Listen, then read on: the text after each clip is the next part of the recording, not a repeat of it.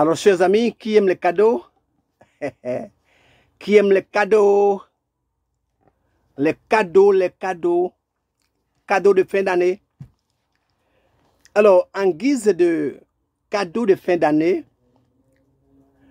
j'ai l'honneur de vous présenter les symboles politiques. C'est ce que moi je peux donner. En termes de cadeaux et pas d'argent. Donc, en guise de cadeaux de fin d'année, j'ai le plaisir de vous présenter les symboles politiques. Les symboles politiques. Nous allons donc nous amuser un peu. Nous amuser donc dans la visitation des symboles politiques. Dans la visitation des symboles politiques. Nous allons nous amuser à découvrir un peu les aspects clés des symboles politiques, leur rôle dans les discours et dans les stratégies de pouvoir. Nous amuser à mettre les projecteurs sur les aspects, je veux dire sur les impacts dans la vie publique, sur la vie publique. Chers amis, bonjour. Germain Siwe. Un symbole politique est un élément visuel, verbal ou gestuel qui représente une idée, qui représente une valeur ou une idéologie dans le domaine politique. Il peut s'agir d'un drapeau, d'un slogan, il peut s'agir d'une couleur ou d'un geste, chacun étant porteur d'une signification particulière, d'une signification spécifique. Ces symboles jouent un rôle central dans la communication, dans le marketing politique et dans la mobilisation, je vais dire, dans l'organisation des masses. Alors, chers amis, d'abord, il faut dire qu'ils servent à unir et à fédérer, à rassembler. Ils facilitent l'intégration et la cohésion d'une nation, les symboles. Par exemple, les drapeaux et les hymnes nationaux incarnent l'identité d'un peuple et renforcent leur sentiment d'appartenance. Je veux dire, quand en parlant du peuple, donc renforce son sentiment d'appartenance, son attachement à un peuple, à un groupe du moins, à un groupe, et son ancrage identitaire. Chers amis, à l'échelle des partis politiques, lorsque nous ramenons cela au niveau des partis politiques, les logos ou les couleurs spécifiques permettent de distinguer les mouvements et de rallier leurs partisans. Ces éléments simplifient également les messages politiques. Oui, ils rendent plus mémorables, inoubliables et plus accessibles ces messages-là. Je veux dire, ils les rendent plus compréhensibles. Chers amis, cependant, le symbole politique ne se limite pas à l'aspect fédérateur, ne se limite pas à l'aspect rassembleur. Oui, il est aussi une arme stratégique, un atout tactique, un outil clé, un levier décisif. Dans les campagnes électorales, par exemple, un candidat peut utiliser un symbole fort pour incarner un projet ou pour se positionner face à ses adversaires. Un candidat peut exploiter un emblème puissant une image marquante pour représenter une vision, pour représenter une ambition ou pour, je veux dire, se démarquer de ses rivaux, pour affirmer sa position face à ses opposants. Chers amis, un exemple remarquable est l'usage de la colombe pour symboliser la paix ou l'usage du poing levé pour exprimer la lutte sociale ou la lutte politique. Le monde entier a vu le 45e président américain, Donald Trump, qui, on se rappelle, alors qu'il reçoit une balle à l'oreille, oui, au lieu de se plaquer au sol ou de se sauver, c'est-à-dire au lieu de béou, comme on le dit ici, il lève le poing et crie « Battez-vous! Battez-vous !» Alors, l'humanité entière a réalisé que, hélas, cet homme est un coriace. On n'y peut rien. Hélas, cet homme est un coriace. On n'y peut rien. Chers amis, alors, ces représentations visuelles, ces images symboliques véhiculent, communiquent souvent plus que de longs discours, plus que des explications détaillées, ce qui les rend incontournables, ce qui les rend indispensables. Chers amis, parlons des symboles politiques liés au déplacement. Les symboles politiques liés au déplacement.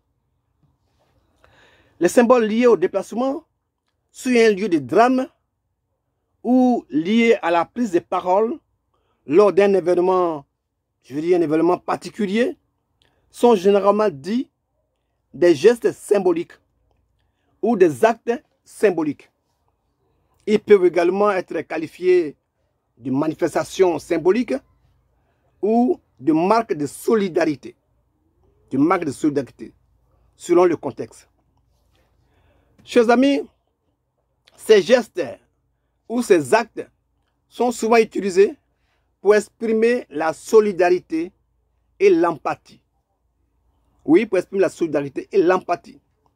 Ces gestes traduisent la volonté, je veux dire une volonté de proximité avec les populations touchées, une intention, un désir de se rapprocher des populations concernées, des communautés impactées. Lors d'un drame, d'une catastrophe, par exemple, le déplacement physique du leader politique incarne la compassion et le soutien moral, montrant que l'autorité partage la douleur et la peine collective. Cela renforce quoi? Cela renforce l'image d'un dirigeant humain et accessible. On a l'exemple du président français Emmanuel Macron, arrivé à Mayotte après les dégâts du cyclone Chido. Même si le discours qu'il a tenu par la suite a créé la polémique. Chers amis, il s'agit également de marquer une présence officielle, le leadership et l'unité nationale. Le leadership et l'unité nationale. Lorsqu'une autorité politique se rend sur place ou s'exprime dans un contexte marquant, elle renforce son image de chef capable d'incarner les valeurs d'unité et de cohésion face aux épreuves ou aux grandes célébrations nationales. Ces symboles, je veux dire, cela symbolise également son rôle de leader rassembleur. Ce geste-là symbolise son rôle de leader rassembleur. Chers amis, alors, ces gestes ou ces actes servent également à envoyer un message politique et social. Un message politique et social. En choisissant un lieu ou un moment significatif, par exemple.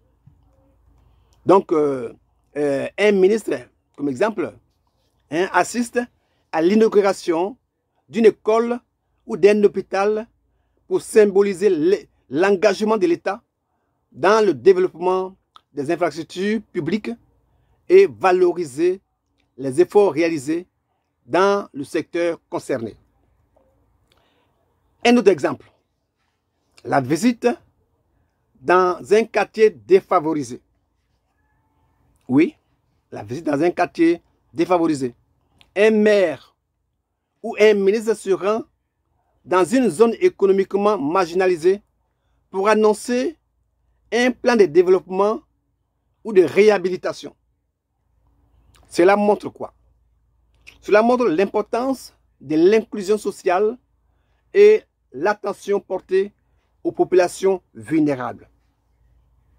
Le fait, chers amis, de prendre la parole, même brièvement, dans un moment clé, démontre une reconnaissance officielle de la gravité ou de l'importance de la situation. Cela élève le niveau, je veux dire, de l'événement au plan national ou symbolique, attirant l'attention sur les enjeux ou sur les impacts qui en découlent.